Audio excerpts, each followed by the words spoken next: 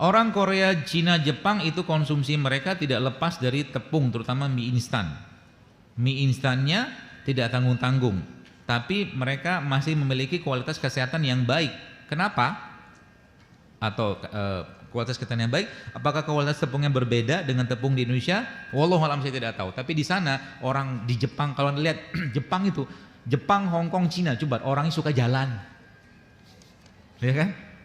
Kalau Anda yang pernah pergi ke Hong Kong itu luar biasa. Kita naik MRT itu sampai berapa kadang-kadang saya pernah ngitung, pernah ada diminta datang ke sana ngisi juga, itu sehari sampai hampir 14.000 langkah saya. Jauh banget itu, 14.000 tuh berapa kilo gitu loh setiap hari. Jadi kebakar meskipun nggak sehat gitu kan. Tetap kebakar. Ya kita kan nggak gitu. Masalahnya kan di kebiasaan. Itu loh, jalan jarang, olahraga jarang, puasa jarang, minum air putih jarang. Dan mereka karakter orang-orang Asia, terutama Cina segala macam, Hongkong segala macam itu, mereka juga banyak dominannya dengan bawang-bawangan. Betul? Betul. Mereka sangat demen dengan bawang-bawangan, ya. Dan juga sayur-sayur. Jadi kalau mereka masak kebanyakan tidak kayak kita. Ya di sana nggak ada warteg. Maksudnya itu makanan yang mereka pesan apa? Masak, selesai, habis. Itu yang bagus masak. Bukan dipanaskan. Semua yang dipanaskan pasti teroksidasi. Ya. Jadi memang beda di kebiasaan-kebiasaan. Maka Anda lihat di Cina, di Hong Kong jarang lihat orang gemuk. Jarang. Terutama di daerah Hong Kong gitu kan. Karena memang mereka jalan tiap hari itu. Jalan tuh kayak orang dikejar anjing. Cepet gitu. Ya. Nah harusnya kita seperti itu, karena Nabi kita SAW juga seperti itu. Maksudnya Rasul itu kan kalau berjalan kayak orang nurunin bukit kan, tatapan ke depan gitu kan. Jadi Masya Allah, tinggal contoh Nabi aja, jalannya Nabi, olahraganya Nabi, ikutin aja, pasti sehat kita.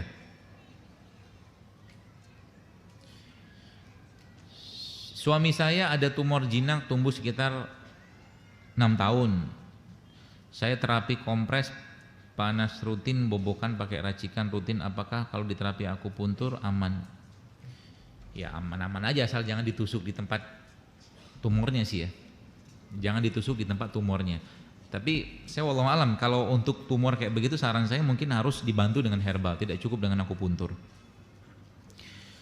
Kalau seorang terkena Parkinson, bagaimana penyembuhannya? Kemudian untuk makan menjadi sulit karena untuk duduk dan berjalan pun sukar karena Parkinson. Salah satu yang saya baca risetnya, di samping tadi kunyit ya, samping kunyit tadi, itu juga baik untuk memperbaiki fungsi otak, kunyit ya. Yang tidak kalah baiknya adalah itu tuh saffron. Saffron itu bisa Anda pakai untuk orang-orang yang Parkinson, ya, bisa dipakai. Ya, atau mungkin bisa juga pakai dikasih minuman jahe sama ciplukan, juga bisa membantu. Bagaimana terapi untuk anak autis atau ADHD? Salah satu terapi yang terbaik yang saya sangat sarankan adalah dibekam. Dibekam. Yang kedua apa? Chelation.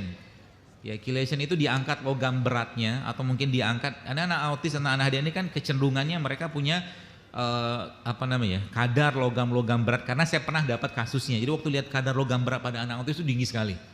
Dan salah satu obat untuk mengikat logam berat yang Allah ciptakan di atas buminya ini, salah satu di Indonesia adalah air kelapa.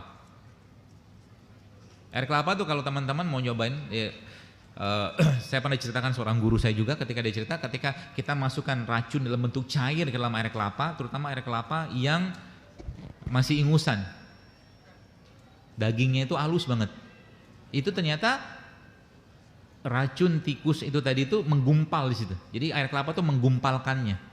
Maka air kelapa itu salah satu air yang sangat baik untuk mengikat racun. Jangan kasih sirup, please. Gitu ya. Jadi bisa pakai itu. Kemudian juga apa? Biasakan anak-anak autis itu dekat sama rimpang. Yang tadi saya katakan tadi itu bisa dipakai tuh. Jahe, serai, kunyit, jeruk nipis, ya itu. Kemudian itu anda itu pakai air panas sudah cukup. Pakai air panas, nggak usah mendidih, air dispenser sudah cukup. Nanti sudah keluar wanginya tadi, saring sebentar, ambil airnya, kemudian bisa di blender sama kurma, di blender, diminum. Kasihkan buat anak-anak autis, mudah-mudahan membantu, insya Allah. Ya.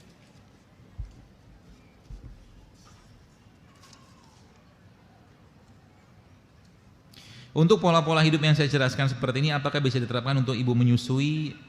Nggak bisa. Ya, kalau ibu menyusuin jangan dikurangi kalorinya, tapi kalori tetap masuk, tapi jangan berlebih. Ya. Nyusuin hamil tidak pas. Yang cocok siapa? Orang-orang yang hari-harinya banyak makan kalori berlebih. Ya. Kayak siapa? Kayak gini lah. Saya 2016 operasi jantung, yaitu mengganti katup jantung. Alhamdulillah sampai saat ini kondisi sangat baik, tetapi setiap hari saya harus konsumsi obat pengencer darah. Apakah bisa diganti obat tersebut dengan obat herbal? Ya kalau dibilang bisa sih bisa-bisa aja sebenarnya. Ya. Tapi ya ini kembali ke Anda. Ya. Kalau saya ngomong pun nanti diganti ya. Jadi gini. Dunia pengobatan zaman sekarang harus diakuin tidak mengenal makanan atau terapi nutrisi atau diet tersebut untuk menjadi substitusi dalam urusan pengobatan. Padahal kalau kita lihat contoh, kita bicara tentang pengencer darah. Salah satu pengencer darah yang paling baik yang ada di bumi Allah ini adalah semua jenis bawang-bawangan. Merah, putih, dayak, bawang bombay, itu pengencer darah. Habatus sauda juga pengencer darah.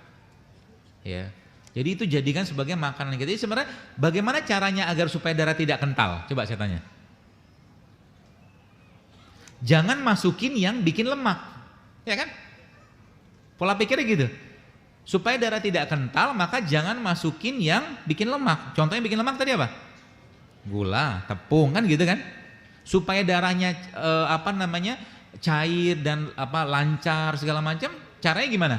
Ya sayur, buah, rimpang, selesai. Betul kan? Banyakin puasa, bekam. Masuk akal nggak? Insya Allah masuk akal. Ya, artinya apa? Kita bisa juga jadi memperbaiki itu dengan mengganti pola-pola makan. Itu termasuk juga kalau teman-teman baca, ada kok sekarang banyak dijual tuh yang ada bawang putihnya, ada cuka apelnya, ada madunya. Ya itu juga salah satu pengencer darah. Di feednya saya tulis itu namanya obat resep jantung JSR. JSR itu apa? Jurusiat rame-rame.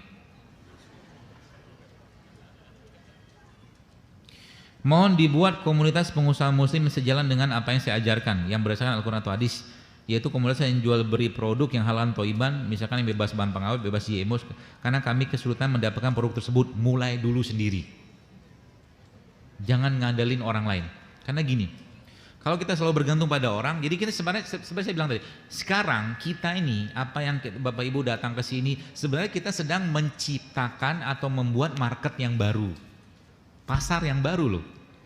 Kalau Anda sudah ngerti bahwa maaf makan ini nggak sehat, Anda tidak akan mau makan. Artinya apa? Anda butuh penggantinya. Anda pengen makan mie instan, artinya kita butuh sekarang mie yang sehat, ya kan? Artinya apa? Ambil peluang itu. Kayak kemarin saya di Batam, kita bikin acara tablik akbar, subhanallah ada 3.000 orang datang. Di situ sudah ada ibu-ibu di sana yang sudah membuat namanya komunitas muslimah peduli sehat. Mereka udah jalan. Akhirnya apa? Di luar masjid ada bazar sehat, nggak ada tepung, nggak ada nasi putih, nggak ada minyak, nggak ada gula. Substitusinya ada semua. Tepungnya non gluten. Dan Indonesia kaya dengan hal-hal seperti itu. Jangan khawatir, banyak banget. Allah bless, Allah berkahi negeri kita ini.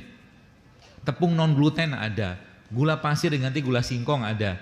Ya, kemudian ada kecap dari kedelai diganti sama kecap dari kelapa. Bisa. Nasi mereka ganti dengan sorghum, shiratake, ya kemudian ada juga beras merah, beras hitam, beras coklat, banyak banget. Ya, seperti itu. Atau Anda yang mau ngambil peluang lebih banyak lagi, ya Anda bisa bikin restoran, healthy resto. Saya pribadi siap mempromosikannya. Tidak masalah. Ya, kenapa? Bagi saya dapat pahala juga. Dapat pahala karena di Bandung saya pernah cerita, berapa kali cerita, di Bandung itu satu restoran yang pemiliknya itu non muslim. Di Bandung itu. Tapi manajernya dia suruh datang ke kajian saya. duduk paling depan. Isi restonya itu apa yang saya sampaikan, exactly sama. Jadi saya makan ke restoran itu tanpa was-was, tanpa cemas. Dikasih jus, dikasih apa, dikasih macam-macam, semua healthy, nggak ada gula, nggak ada apa. Dan saya sampaikan bahwa memang saya suka makan di situ kan, memang sehat sekali. Dia bikin pizza, tapi pizzanya bukan dari tepung, dia bikin bakwan. Bandung kan namanya bala-bala. Tapi bala-balanya dari tepung, tepungnya bukan tepung-tepung biasa, tapi tepung non gluten. Sayurnya organik, tapi bala-bala atau bakwan itu digoreng tapi di oven. Tanpa minyak, sehat. Dia kasih saya makanan apa gitu, saya lupa gitu kan, terus ada kerupuknya, ada kerupuk, Masya Allah kan. Ini kan para penggemar kerupuk kan jadi angin segar gitu kan. Jadi kerupuknya, subhanallah, kerupuknya dari apa? Dari tepung sorghum. Enggak digoreng, tapi di oven. Ya. Kok ribet banget sih? Sebenarnya bukan masalah ribet, ya. Sekarang yang ada di sekitar kita nih, coba jujur teman-teman lihat. Ada orang bilang, nih ngikutin Jero Akbar nih apa-apaan sih, makan tempe mentah segala macem. Mereka nggak tahu sekarang, buat sekarang kalau boleh saya katakan kita itu darurat makanan loh. Darurat dalam hal makanan. Indonesia sekarang termasuk angka atau negeri yang angka osteoporosisnya itu sangat tinggi. Salah satu penyebab osteoporosis apa? Karena keasaman tubuh yang meningkat. Asam tubuh meningkat gara-gara apa? Gara-gara tadi tuh, tepung, gula, minyak, asam. Tanda-tanda orang asam itu apa? Mulutnya bau, badan bau, keringat bau, BAB bau, kencing bau, semua bau, itu asam. Ya, maka ketika Anda nanti sudah mulai beralih ke sayuran atau buah, banyak minum air segala macam, nanti bau badannya perlahan akan hilang dengan sendirinya. Anda nggak perlu pakai deodoran lagi. Seperti itu. Ya, jadi jangan khawatir. Dan ini bukan beban. Dan saya katakan, kalau kita niatkan sebagai ikhtiar kita untuk hidup sehat, dari zaman dulu itu akan dapat pahala kan. Jangan jadi beban. Makan tempe, kita tahu memang tempe sehat, tapi ketika digoreng, banyak orang yang masyarakat nggak ngerti bahasa toyib, itu nggak ngerti. Sekarang saya tanya, nasi goreng itu kira-kira Anda tahu kira-kira nasi goreng itu toyib nggak? Nggak toyib. Nggak toyib. Masih dimakan juga, zolim namanya. Iya kan? Nanti abang-abang nasi goreng gimana? Tinggal diubah. Itu waktu kita bikin bazar di situ tuh bukan kita, tapi teman-teman di situ bikin bazar, subhanallah akhirnya itu di mentoring dulu tuh yang mau jualan. Dikasih rulesnya. Jadi kita mengedukasi masyarakat ya, dan itu banyak kan ibu-ibu rumah tangga. Dia bikin pempek, tapi pempek tidak pakai tepung gandum atau tepung sagu biasa, tapi tepung yang tidak lengket, tepung yang non gluten gitu kan bisa. Asal apa? Asal kita yang komitmen. Ya untuk apa? Untuk hidup sehat. Jadi nanti ada orang yang memang tidak mau membuat, sukanya membeli, itu ada. Gitu loh. Yang bikin ada nanti, tinggal kita create. Pasarnya di mana? Tempat kayak begini di masjid-masjid. Kan seperti itu. Baik, saya kira mungkin cukup sekali, mudah-mudahan bermanfaat, dan sekali lagi mohon maaf kalau ada yang salah yang disampaikan. Semoga sedikit apa yang saya sampaikan ini menjadikan atau membuat kita lebih semangat lagi untuk hidup sehat, dan sekali lagi jadikan ini sebagai bentuk rasa syukur, ketaatan kita kepada Allah. Ya, hidup sehat adalah cara kita untuk beribadah lebih baik kepada Allah Subhanahu wa taala, ya. Mohon maaf kalau ada yang salah, segala kebaikan dan kebenaran dari Allah Subhanahu wa taala, dan segala kekurangan dan kelemahan dari saya pribadi. Mungkin begitu cukup, dan paling akhir semoga Allah kumpulkan kita lagi nanti di surganya, surga Firdaus tanpa hisab. Kita tutup aja dengan doa kepada Allah. Subhanakallahumma bihamdik, asyhadu an la ilaha illa anta astaghfiruka wa atubu ilaik. Assalamualaikum warahmatullahi wabarakatuh.